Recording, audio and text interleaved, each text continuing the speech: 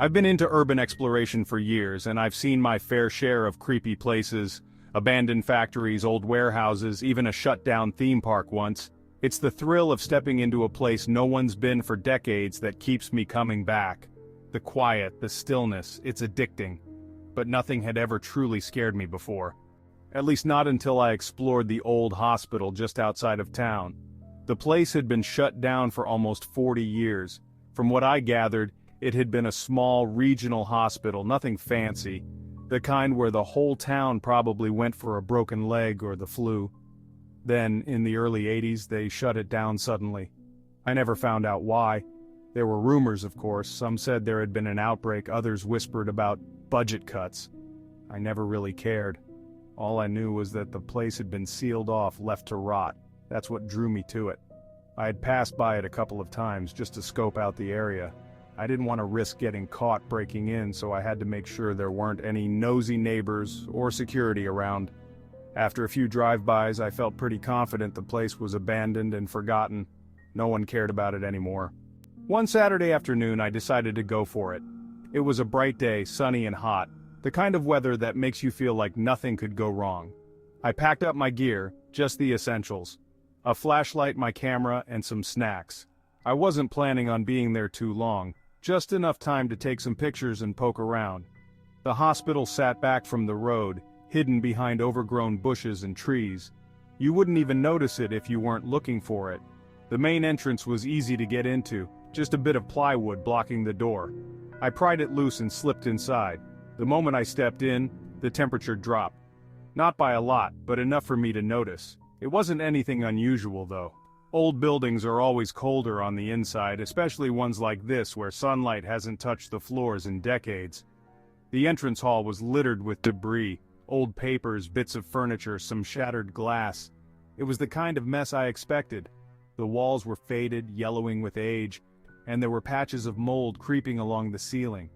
I snapped a few pictures, took in the scene.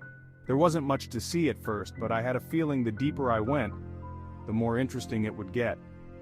I made my way down the first hallway, flashlight in hand. My footsteps echoed in the silence, the only sound breaking the stillness. I could feel my heart beating a little faster, but again it was just the thrill of the exploration. I've always gotten a bit of a rush from places like this.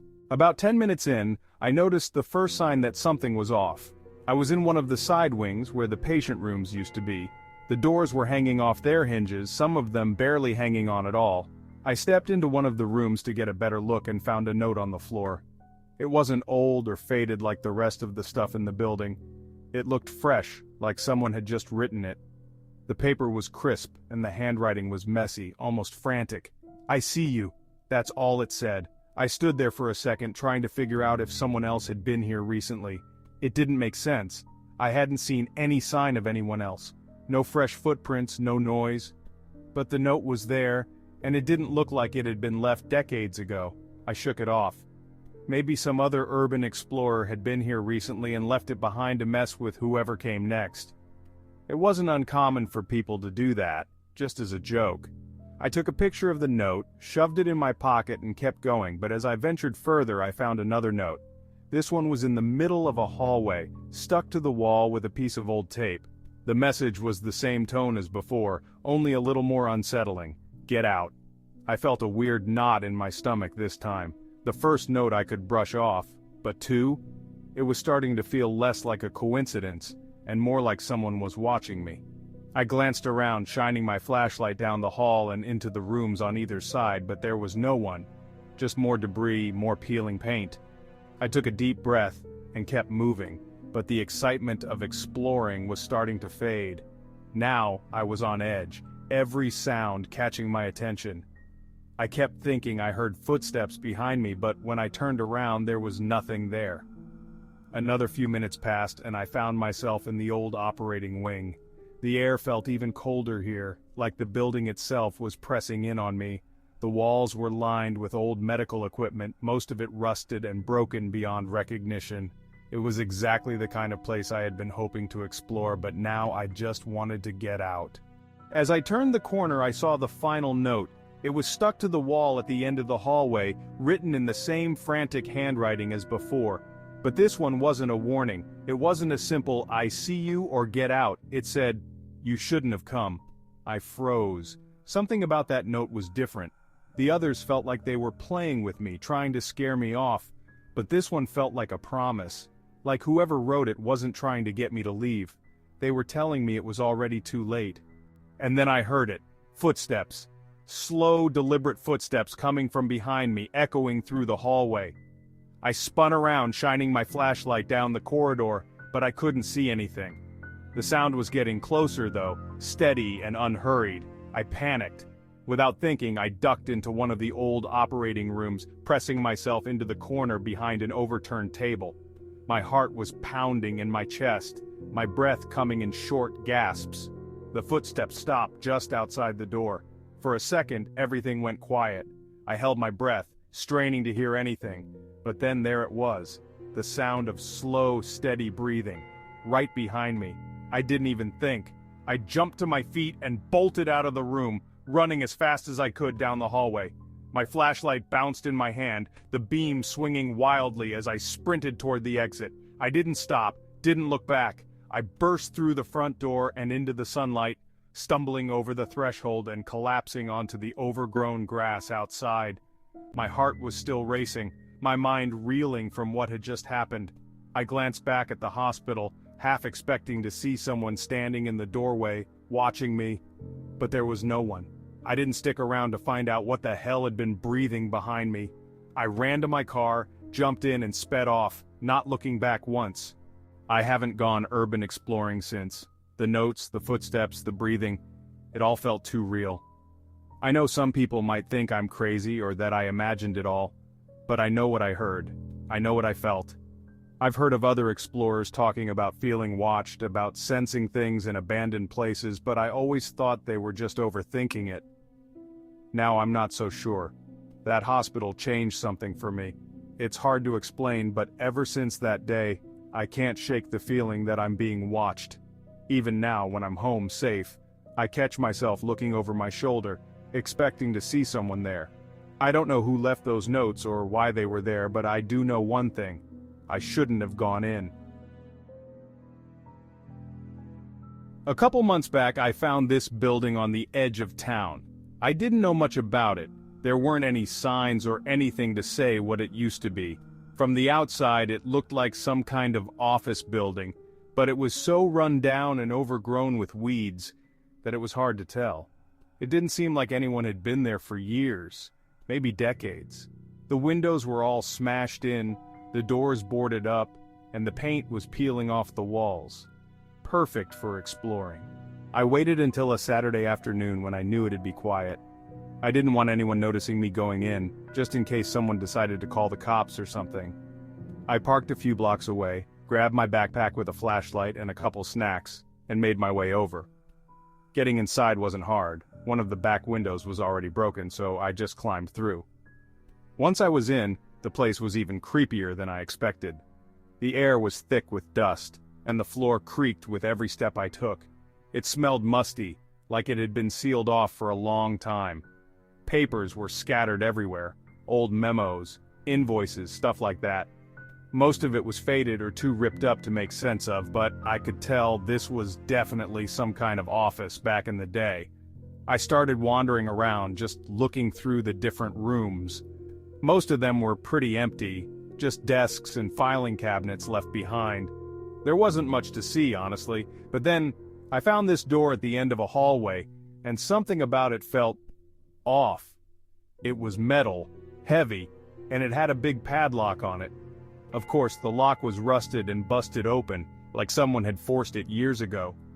I hesitated for a second, but curiosity got the better of me. I pushed the door open and found a staircase leading down into the basement. Now, I know basements are usually where the creepy stuff happens in stories like this, but I wasn't thinking about that at the time. I figured it was just storage or something. The stairs creaked under my weight as I went down. The further I got, the colder it became. My breath started coming out in little clouds, and I could feel a chill running down my spine. I told myself it was just the cold air. Old buildings like this are always freezing in the basements. When I got to the bottom, I found this long hallway with a bunch of rooms branching off on either side. Most of the rooms were just filled with old junk, broken furniture, file cabinets, stuff like that. But at the very end of the hallway there was one room that was different. It wasn't empty. I stepped inside and immediately felt a weird sense of dread. The room was small, with concrete walls and no windows. But what really caught my attention were the shelves lining the walls filled with old videotapes, hundreds of them. Each tape was labeled with a date going back decades. Now, I've seen my fair share of weird stuff in abandoned places, but this was something else. I didn't know why anyone would leave this many tapes behind, and to be honest, I didn't really want to find out. But again, curiosity got the better of me. There was an old TV and VCR in the corner of the room, so I grabbed one of the tapes off the shelf, popped it in, and hit play. At first the screen was just static. I almost turned it off, but then the picture started to clear up. The camera was set up in what looked like an old basement, probably the same one I was in. The lighting was dim, but I could make out a chair in the middle of the room. There was a man tied to the chair, gagged and struggling. My heart started racing as I watched. It was like something out of a horror movie, but this wasn't a movie. A figure walked into the frame, dressed in all black with their face covered by a mask. The man in the chair started screaming, but it was muffled by the gag. The figure didn't say anything, didn't even make a sound. They just stood there for a minute, staring at the man. Then they pulled out a knife. I don't want to get too detailed here, but what I saw next was the most disturbing thing I've ever seen in my life.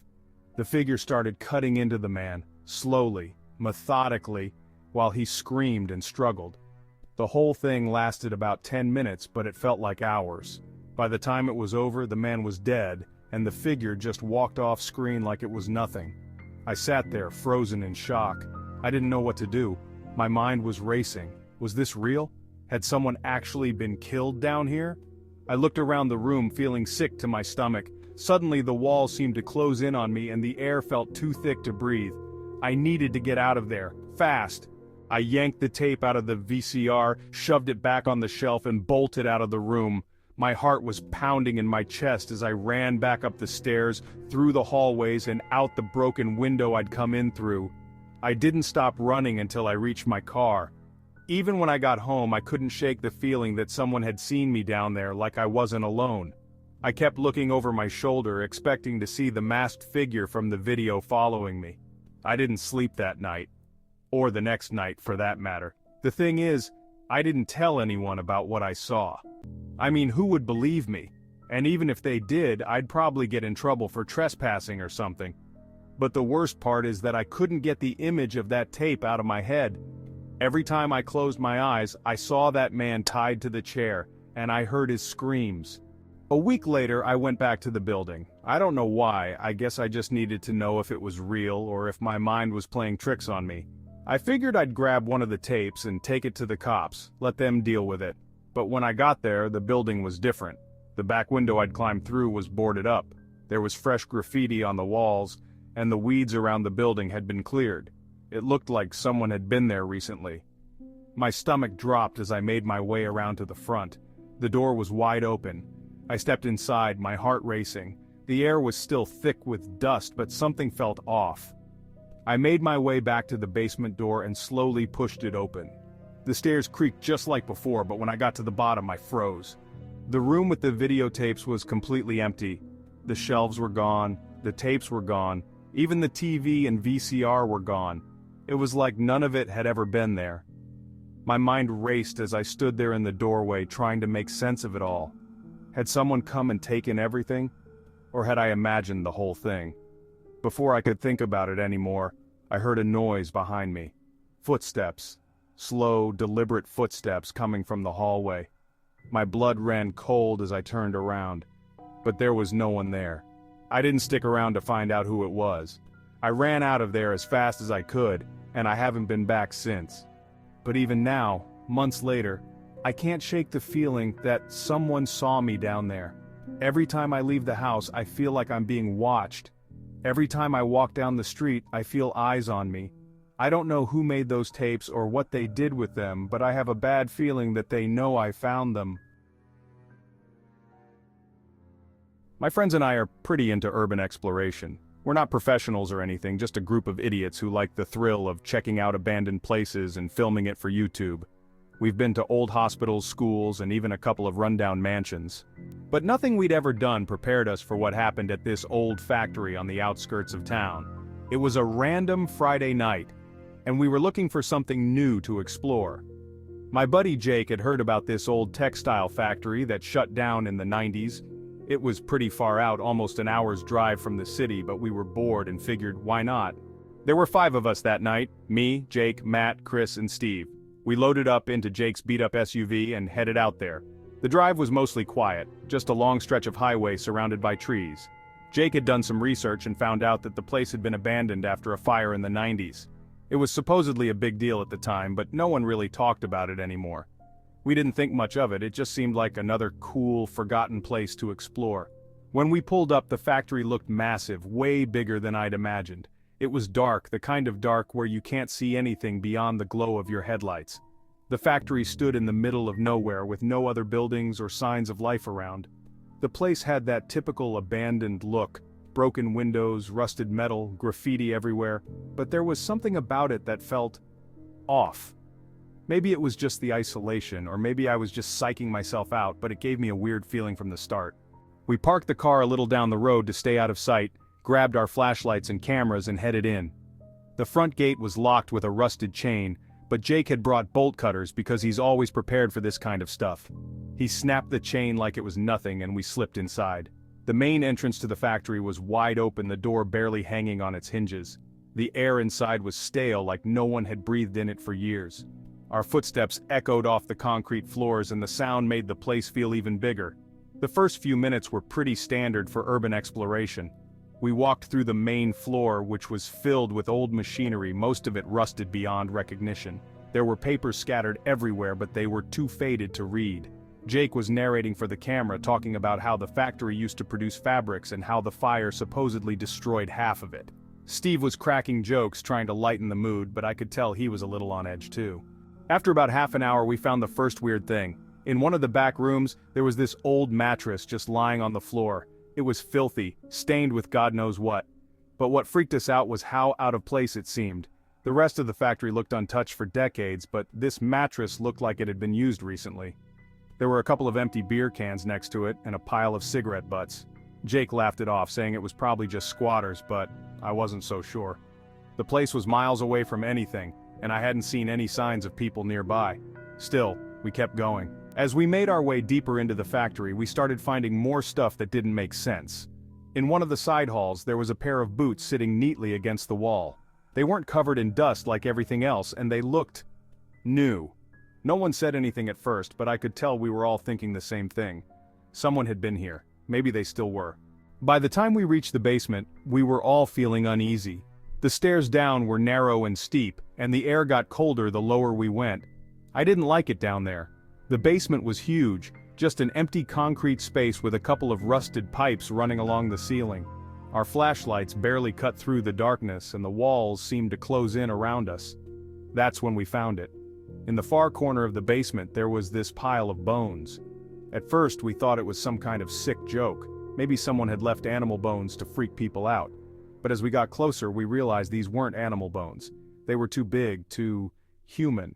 There was a skull, a couple of ribs, and what looked like part of an arm. I'm no expert, but I know enough to tell these weren't just props, they were real. We froze. No one said anything for a long time. My heart was pounding so hard I could barely hear anything else. Jake was the first to speak, and even he sounded shaken. "We need to get the hell out of here," he said. We turned to leave, but that's when we realized something even worse. The door to the basement was closed. We hadn't closed it when we came down, and I swear I didn't hear it shut. But there it was, shut tight, and we were trapped down there. I felt panic rising in my chest, but Matt, always the calm one, tried the handle. It wasn't locked, thank God, and we scrambled out of the basement as fast as we could. The second we hit the main floor, we bolted for the exit. None of us looked back. I could barely breathe by the time we made it outside. We ran to the car and sped off without saying a word. We didn't talk much on the drive back, just sat in silence, processing what had just happened. I kept glancing out the window, half expecting to see someone following us, but the road was empty. When we got back to town, we all agreed not to tell anyone about the bones. Jake said he'd edit that part out of the video and we'd just pretend we hadn't seen them. We didn't want to get involved with the police or anything like that. But a couple of days later, Chris couldn't stop thinking about it. He ended up doing some digging online and found out that the factory had a history of people going missing. Workers had disappeared back in the 80s and 90s, and even a couple of urban explorers had vanished over the years. There were rumors that the factory was used for something other than textiles, something illegal, but no one could ever prove it. I don't know if what we found had anything to do with those missing people, but it makes me wonder. I can't shake the feeling that we weren't alone in that factory, that someone or something was watching us the whole time.